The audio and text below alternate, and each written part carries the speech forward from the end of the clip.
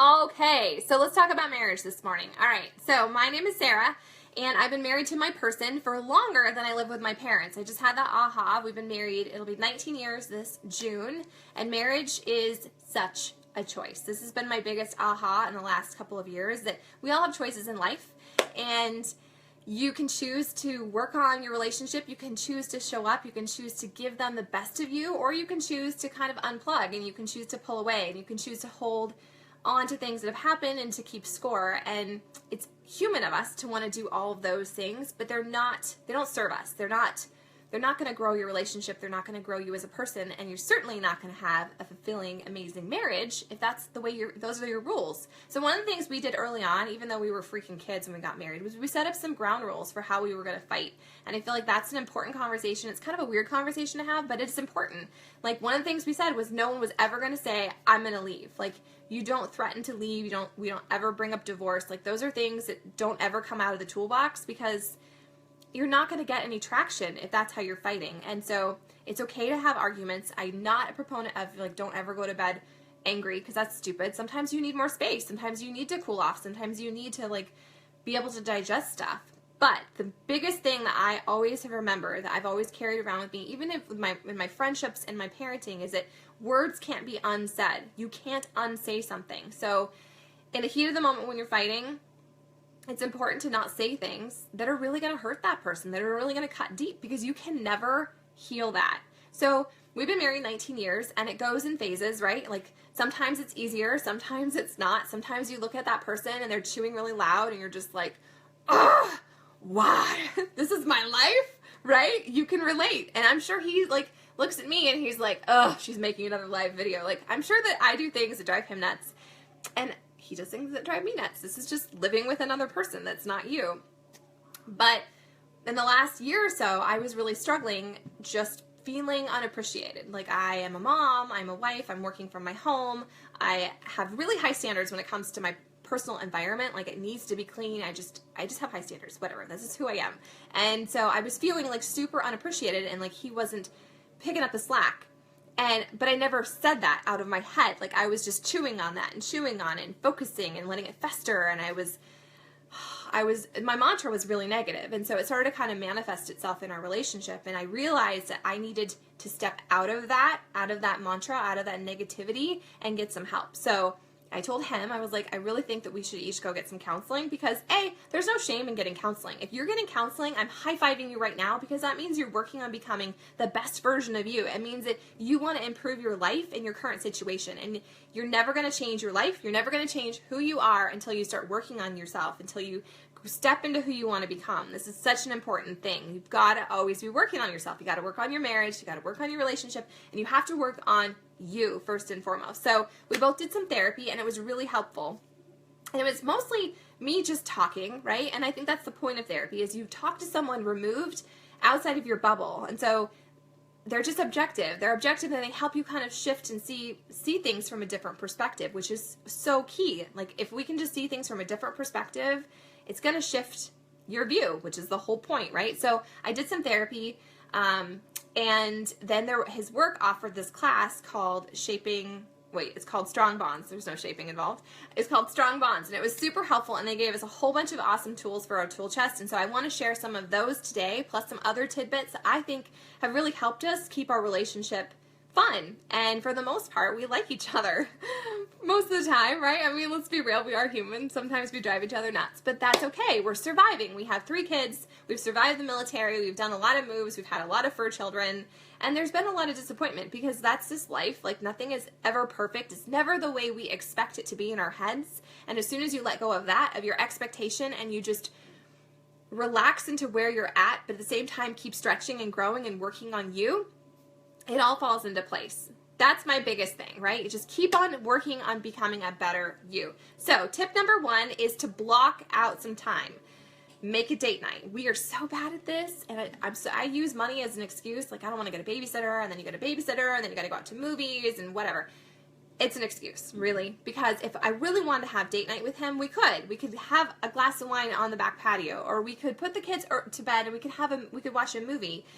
It's making the effort and putting that person at the top of your priority list, and knowing you've got to work on your relationship. So this is tip number one. One thing I love to do is, because we don't live near family, and so it's kind of a big deal when family comes to visit. And my mother-in-law is awesome about coming to visit. She's super involved, and she comes down probably about twice a year. And so we've gotten in the habit of, whenever she comes, because our kids, like, they're no longer attached to me. They're no longer crawling inside me most of the time. I don't breastfeed anyone. We go away for one night. There is something magical about getting out of your own house environment and going and spending a night in a hotel. Half the time we don't even leave Yuma. But we go to a hotel here in Yuma, and we go out to eat, and we kind of date. It's so fun. And then you have a little too much to drink, and you go home, and you go back to the hotel, and you don't have to worry about the cock blockers, right? You don't have to worry about people waking you up. You can sleep in the morning. It's really fun, and there's something really magical about that. So I'm telling you right now, if you don't do a staycation, you need to introduce that. Staycation away from your children, okay? Because you need that. You need that time before you had them. There was two of you. Even if you got married after you had them, there was still the two of you when you first got together, and it's really important to protect that and guard that, because at some point your kids, they're going to grow up and leave, right? And then we'll be back together again. And so that's just something that we do to help kind of keep our spark alive. So one thing I'm going to try and do, and I'm going to encourage you to do as well, is pencil it in, like once a pay period.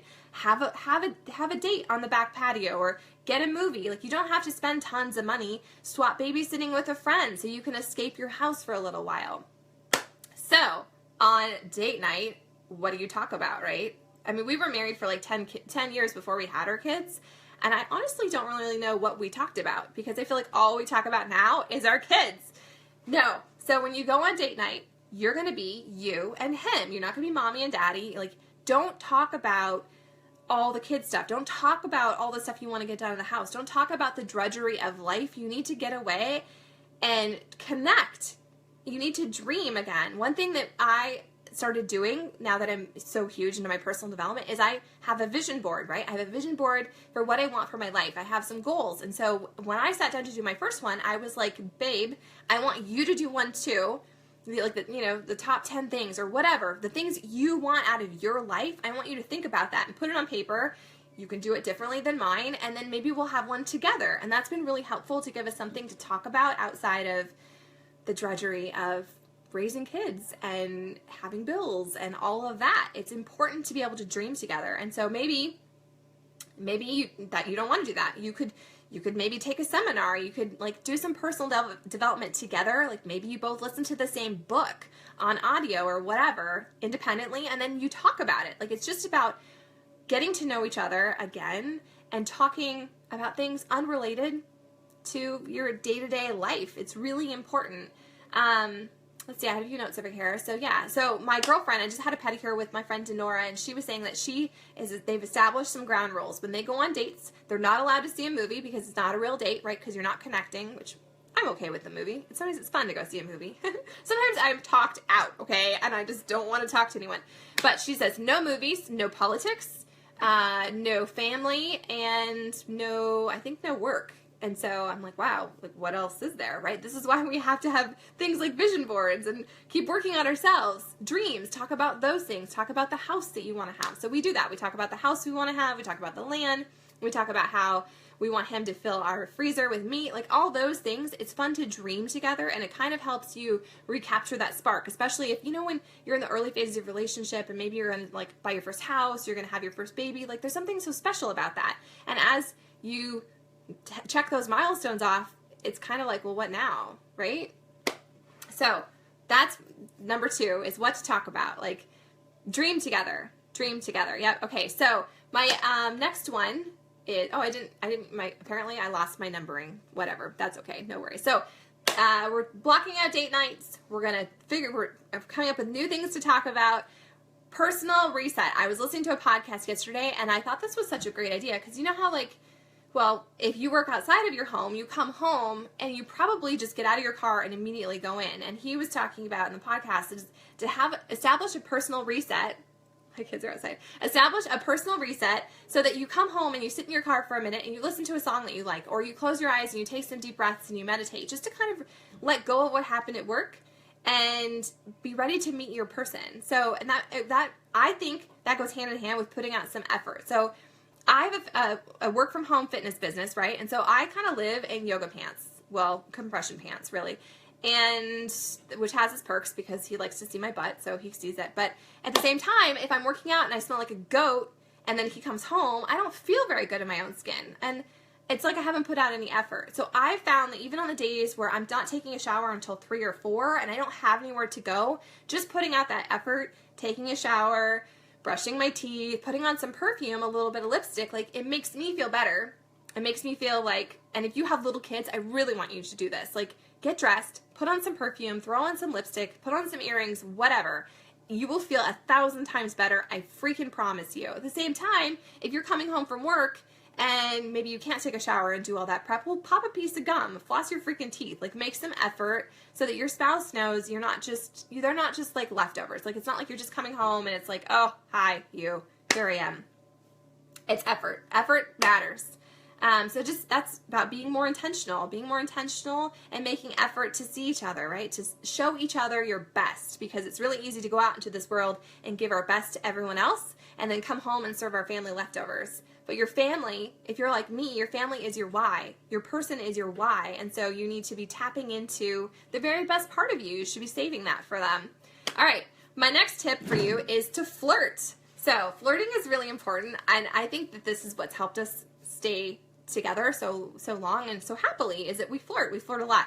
I send him sexts. I think that sexting is super fun as long as your kid doesn't read your phone. That could be awkward, but just flirt, like just flirt with each other, make each other giggle, like take some time to do that. It doesn't take that much work or effort, and it's so freaking fun. It's so fun. Totally. Why would you go out and flirt with someone else when you have a person who knows everything about you? Like, he's seen you at your worst and loved you. So come home and flirt.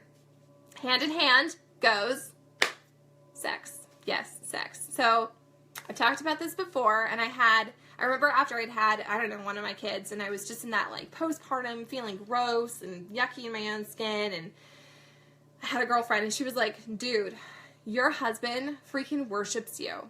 And it's true. Your husband worships you. No matter what's happening, he's not thinking of you in terms of that. He's not thinking of you in terms of like being this lactating, like baby keeping alive machine. You're still the person that like lights his fire, especially if you're putting some effort and you're still flirting, right? So even if you don't feel great in your own skin, they still think you're the cat's freaking pajamas. So let them worship your body, as my friend Crystal once said. And I was like, okay. And it's true. So if you're holding out, if you're using sex as a weapon, don't use sex as a weapon ever, ever, ever, ever. Not a weapon, you guys. Not a weapon. Don't use it as a bargaining tool. Don't use it to get your way. Don't withhold it if you're feeling pissed. Just freaking have sex. And I have found in my own personal life, like if I am really crabby and really not liking him very much, if we have sex, all of a sudden it's like hitting a reset button. It's like reconnecting. And I'm like, oh, I like you again. We should do that more often. It's more fun. Oh, yeah. So that is my tip. Number 6. Have sex. They worship you. Allow them to do that. Right? Don't be stingy. Don't be stingy. No. That's how things grow back together. And then they get all, yeah, no, just don't do that. Okay. So tip number 7 is the Love Languages book. So I had heard about this book when I was really feeling like I was struggling in my own relationship with him, and I felt like he wasn't meeting my needs, and I was doing all these things and trying to show him how much I loved him, and I kept saying, I just need you to do this, I just need you to do that, and he just wasn't getting it, and then it would make me feel really even that much more frustrated and angry, and the selfish, petty part of me wanted to keep score and pull back and be like, well, fine, no sex for you, but that's not how we roll, right? We know we can't do that. So the Love Languages book, Google it, get it at your library. I found it, my library had it on audio, which is awesome. I love listening to personal development on audio because I can plug it in my headphones while I'm vacuuming or while I'm folding laundry or while I'm driving in the car. Those are all places and instances that you're a captive audience, right? You can't do something else. So why not take that downtime instead of listening to music and fill yourself with something that's going to make you feel better. It's going to grow you as a person. It's going to make you feel encouraged and more positive. This is how I've changed my life, my friends. So the 5 love languages or whatever, figure out what yours is, what your love language is, and what your partner's is. And this was a huge aha for us. We did this at our Strong Bonds class because I kind of felt like I already knew what his was, kind of, and I knew what mine was. But actually sitting down and doing the quiz and like figuring it out, like I'm verbal. Like I need him to say things to me. I need affirmation. I need him to be like you're so awesome at this. Thank you. And so I found that I was doing what I needed to hear to him, and that wasn't necessarily his love language. So as soon as we figured out how to communicate and what the other one needed, it's made such a difference. Like, he's being so much more attentive, and it just makes your heart happy. Like, it's just like, thank you for putting out the effort. I really appreciate it. It doesn't take much. I don't need a dozen roses, and you probably don't either, but you do just need to feel appreciated and valued, and they need that too. So get the freaking love languages book, listen to it, figure out what you guys are. This is a perfect thing you can talk about when you go out on date night, when you're not talking about your kids. This has been something that we've talked a lot about, and it's just been like such ahas, right? So it's a great conversation starter, and it will really change your life. So get it, get it, get it. All right, another tip that we picked up was to make a list of like 5 things that would really bless you, 5 things you would like to have. Like, maybe you want, I don't know, you want a pair of earrings, or you would like to have some flowers brought to you, or maybe you really want to get like a new, I don't know, DVD player. Whatever it is, your person is not a mind reader, just like you are not a mind reader. So you have to use your words, your big boy and big girl words, and put it out there so they know, so they're not scratching their head. Because how easy would it be to be able to, like, you know what, I really want to do something nice for this person, but it takes so much energy to figure it out when they like it, and then you got to find it. But if you just give that person a list of like 5 things, they're not crazy. I'm not saying like a yacht or a vacation or something insane, but just like little things. Like, you know, it would really make me happy if you brought me a Snickers, or I would love to have a caramel macchiato. I guess you can tell food is part of my love language. I'm working on that with my Whole30. But yeah, like just little things like that. It takes away the guesswork so that it's easier to bless each other, and it's easier to be like, oh, okay, I can do that. Help them out. It's freaking awesome, right? Plus, even if they're maybe not getting you a lot of gifts during the year, it's a great way to take care of Christmas, right? Because then they actually know what you want, and they're not just like shooting darts in the dark. Is that an expression? It is now, I guess. I just said it.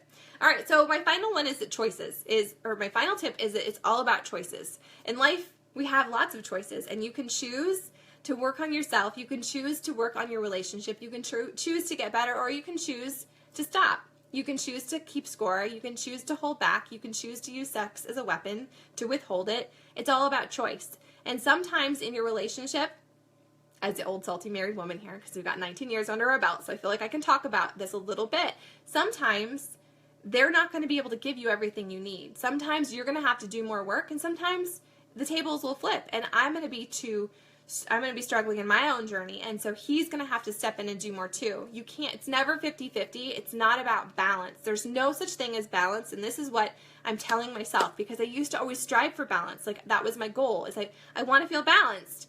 Balance doesn't exist unless you're standing still, unless there's no motion in your life. In that case, you're stagnant, because you're not growing, you're not moving, you're not changing.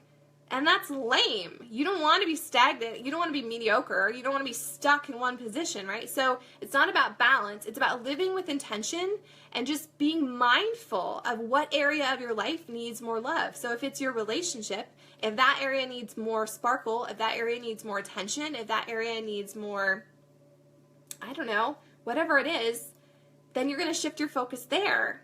It's awesome. And it's one of those things that the more you put into it, the more you're going to get out of it. If you're in a relationship that's not healthy and you're being battered or whatever, this whole thing, you need to find a therapist and talk to them. But I'm just sharing my tips, the things that have helped me, because we go through phases. It's normal. It's normal. And if you're newer in your marriage and maybe you've hit that honeymoon phase and now things are hard and you're like, really, this is it? This isn't it. This is just a season. Just like in nature, there's seasons, and sometimes it's going to be good, and sometimes it's going to be a struggle. Sometimes it's going to be shitty together. And one of the things I'll never forget our marriage counselor telling us when we were going through counseling before we got married, was he was like, you know, you're going to grow together, and you can either grow, you're going to grow in your life, right? So you can either grow together or you can grow apart. And I see that a lot because it comes down to choice. You can choose to grow together and figure it out together, or you can each choose to do your own thing and grow apart. And you're worth it. Your marriage is worth fighting for. Your person is worth fighting for. It's worth investing the time and the energy, because it will come back to you. And it would be totally worth it. So that's what I have for you today. I'm going to give you a couple calls to action. If you love this, comment below. Tell me what was helpful. Tell me what you're going to try and implement. If you have a friend that you want to watch this, tag them. This is a tool for you, and I hope that it helps spark something. I hope it helps inspire you. I hope that maybe you had an aha. Maybe you're going to have some crazy ass sex tonight. You don't need to tag me in that, but I hope that you do, because it's Friday. Yay! All right, so your call to action is to get that love languages book. If you don't know your love language, freaking get it. Google it. I don't know, freaking Pinterest it. Think about what you really want in life. What are the things you want to feel? What do you want to have happen? Think about that, and whatever you focus on, wherever your constant mind power brain activity is going, it's more than likely to happen. It's more likely to happen than if you are just focusing on all the negative, all the lack, all the things you don't have, all the things they don't do. Think about the things they do. Think about the things that you want to have happen. Think about the places you want to go, the adventures, the trips, all of that. Focus on the positive, because there is always positive to be found. And I know it feels really good in the flesh and really good to like focus on the like, oh, he didn't do this and he left his freaking towel on the ground again, and why can't he ever put his laundry away? I know, because I have those feelings too, but I remind myself that it's a choice, right? It's a choice, and you can make it happen. You can make it amazing, or you can just like, let it rot, and eventually you break apart and become a statistic. Don't be a statistic. You're better than that. So think about what you really want in and outside of your relationship. Think about your life goals. Think about your vision. Take some time to fill your cup. I know that's something that I struggle with. It feels selfish to take time to go get a massage, or it's selfish to do this. It's selfish to take time away from my family. But I know that if I put on my own oxygen mask, I have more to give them, and I'm going to be more receptive to him, and I'll be more patient with him. And it goes his way too. Like he doesn't ever want to take time by himself. Like he feels like he should work and then come home and be part of his family. But it's like everyone needs some decompression time, and there's no shame in that. Take the time you need to fill your cup so that you can come back recharged. So do that. Do all those things. Let me know how it goes. And don't keep score. That's the final thing. Don't keep score. If you're keeping score, if you're doing something nice with the expectation of it coming back to you, well then you just like, it's just, don't do that. Don't do that. So anyways, I hope this has been helpful. Marriage can be awesome. So it's all about what you put into it. Just like your fitness, just like your any kind of journey. Whatever you put in is what you're going to get out. So make today fantastic and amazing, because you're the driver of your bus, and hopefully your co-pilot is along for the ride with you.